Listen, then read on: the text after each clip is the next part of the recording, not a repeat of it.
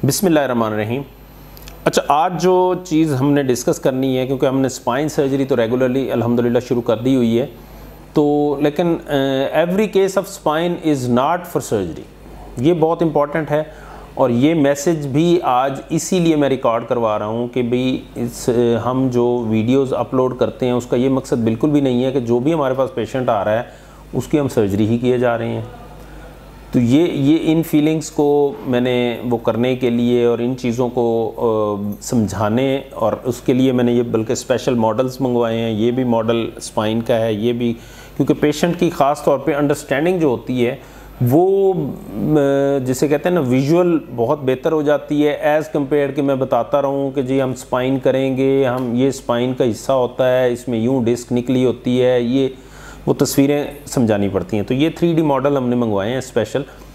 अब इसमें जो हमारे पास बैकएक के पेशेंट्स आते हैं विद रेडिएशन, जिसे हम शैटिका बोलते हैं, उसमें एक तो कंडीशन होती है कि जिसको हम सिर्फ इमरजेंसी ट्रीट करते हैं। उसमें हमने कंजर्वेटिव ही ट्रीट करना है, इंजेक्शंस देने हैं जो इंट्रामस्कुलर इंजेक्शन हैं, उसके बाद हमने कुछ मेडिसिन इस तरह की ऐड करनी है जिससे इन्फ्लेमेशन या सोजिश का अमल जो जिस जगह पे डिस्क रप्चर हुई है वो बेहतर होना शुरू हो जाता है। तो ये सारे फैक्टर्स उसमें काउंट कर रहे होते हैं। दूसरे नंबर पे आ जाता है कि जिसमें हमने ये देखना है कि अगर न्यूरोलॉजिकल डेफिसिट नहीं है, कोई खुदा न खास्ता नर्व की इन्वॉल्वमेंट नहीं है, तो उसमें हम जो स्वेलिंग को कम करने के लिए इंजेक्शंस भी वो कर सकते हैं। अब इंजेक्शंस हम कहाँ कहाँ दे सकते हैं ये भी इम्पॉर्टेंट है। एक तो टिपिकल हम जो ट्रांसफोरामिनल इंजेक्शंस होते हैं या वो देते हैं कि जिन फोरामिन से ये फोरामिन से मुराद ये है कि जिन जगहों से ये डिस्क ये नर्व रूट्स निकल रही हैं। ठीक है, अगर इसमें हम देखें तो ये मॉडल में उन्होंने दिखाया हुआ है कि ये डिस्क रप्चर हो गई हुई है और ये साथ ही जो उसके रूट पड़ी है उसके ऊपर ये कंप्रेशन दे रही है।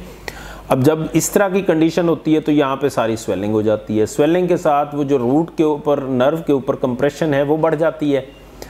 अब उस इन्फ्लेमेशन या सोजिश को कम करने के लिए या तो हम इंजेक्शंस की शक्ल में या मेडिसिन जो ओरल मेडिसिन है सोजिश को कम करने वाली उनकी शक्ल में कुछ मेडिसिन दे सकते हैं।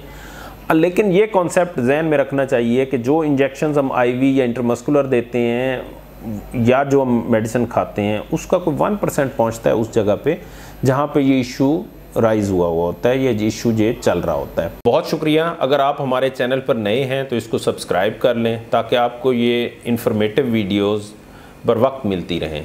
एक तरीका ये है कि हम डायरेक्ट उस जगह पे इन्फिल्ट्रेट कर दें इंजेक्शन, जिसको हम कहते हैं एपिड्यूरल इंजेक्शन। एपिड्यूरल स्पेस ये स्पेस होती है जो स्पाइनल कॉर्ड, यानी अगर हम ये देखें तो ये सेंटर से ये स्पाइनल कॉर्ड जा रही है, तो इस स्पाइनल कॉर्ड के अराउंड एक स्पेस होती है जिसको हम एपिड्यूरल स्पेस कहते हैं, जो ड्यूरा से बाहर और फैट के उसके अंदर होती है।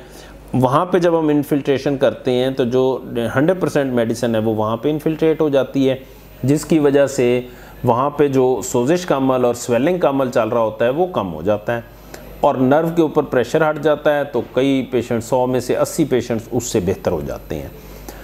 अगर उसके बावजूद नहीं बेहतर होता, ख़ास तौर पे जो डिजेनरेटिव स्पाइन के पेशेंट्स होते हैं उनमें ये जो फोरामेन होते हैं ये डिजेनरेशन यानी बोन के ऑस्टियोपोरोसिस की वजह से नोकें निकल आती हैं, जो एक्सरे में भी नज़र आती हैं, जो MRI में भी नज़र आती हैं। तो वो नर्व के ऊपर कंप्रेशन कर रहे होते हैं, तो हम वो फोरामेन के लेवल पे उसमें इंजेक्शन देते हैं, जिसकी वजह से वहाँ पे जो फोरामेन के अंदर स्वेलिंग हुई होती है और नर्व फूल चुकी होती है और फंसी हुई होती है उस पर प्रेशर हट जाता है। लेकिन ये सारा अमल अंडर इमेज इंटेंसिफायर, जो एक ख़ास किस्म की मशीन होती है, उसके अंडर किया जाता है। अब उसको करने से एक तो ये है कि आपको ओरिएंटेशन होना बहुत ज़रूरी है कि जी आप किस लेवल पे हैं, किस फोरामेन को आपने वो किया है, हिट किया है और कौन सी नर्व आपकी इसमें एड्रेस हो रही है।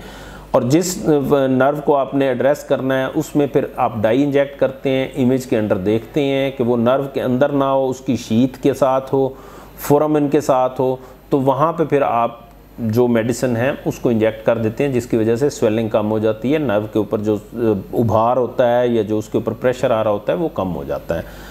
चौथे नंबर पे आती है फिर ये सर्जरी। जो सर्जरी भी उसमें यही है कि हम मिनिमल इन्वेसिव सर्जरी भी कर सकते हैं, ओपन लेमिनेक्टमीज भी करते हैं, फिर ओपन सर्जरीज भी करते हैं। तो ये सारे प्रोसीजर MIS की टेक्निक मैंने आपसे डिस्कस की थी, वो मेरी वीडियो में मौजूद है, उसका लिंक भी आपको मिल जाएगा। उसमें जाके देखें कि MIS की टेक्निक क्या है, फिर ओपन सर्जरी की टेक्निक क्या है, फिर आजकल एंडोस्कोपिक सर्जरी हो रही है जो कि मैं नहीं करता, लेकिन एंडोस्कोपिक सर्जरी भी स्पाइन की होती है। लेकिन उसमें और जो हम MIS करते हैं almost the results are same, the incision site is same, तो वो तकरीबन उतना ही बन जाता है। So this is all about the epidural and foraminal injections, और जो इसके फेसेट जॉइंट्स हैं उनकी आर्थ्रोपैथी हो रही होती है तो उसमें भी इंजेक्शंस लगा देते हैं। But this all procedure by the experts, by the expert surgeon, and second is you must have the facility of image intensifier जिसके नीचे आपने करना है, और उसकी आपकी ओरिएंटेशन और एक्सपर्टीज़ ज़रूर होनी चाहिए जिससे रिज़ल्ट्स काफ़ी बेहतर हो जाते हैं। तो इसलिए 100 में से सिर्फ 20% पेशेंट्स होते हैं जिनको हम कहते हैं कि जी सर्जरी की ज़रूरत है, जिनमें स्मॉल सर्जरीज़ भी हैं, जिसमें फिर लार्ज सर्जरीज़ भी हैं, वो अकॉर्डिंग टू द कंडीशन होती हैं। तो इसलिए ये कॉन्सेप्ट कि जी जो स्पाइन सर्जन है या जो ऑर्थोपेडिक सर्जन है वो डायरेक्टली बस दौड़ते हैं कि जी सर्जरी कर लें, तो सर्जरी का कॉन्सेप्ट बिल्कुल भी नहीं है। अभी भी कल मैं आपसे एक पेशेंट डिस्कस करूंगा, उनके हम इमेज के दौरान के जो केस वो हैं, एक्सरेज जो हमने डाई इंजेक्ट करना है, वो सारी चीज़ें आपसे डिस्कस करूंगा।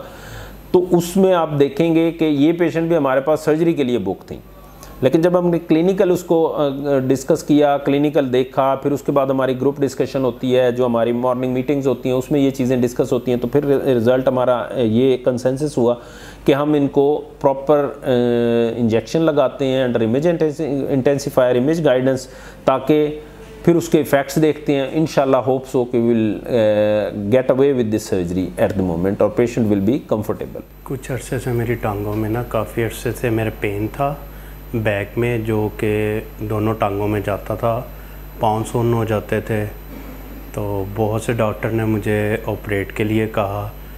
मैं डॉक्टर खालिद साहब के पास आया तो इन्होंने मुझे इंजेक्शन का कहा कि कमर में आपके इंजेक्शन लगेंगे जिससे आप काफ़ी हद तक बेहतर हो जाएंगे। तो कल मुझे इंजेक्शन लगे हैं और आज मैं काफ़ी हद तक pain relief. Thanks for watching our video. If you are new on my channel, please subscribe so that you can get informative videos in time.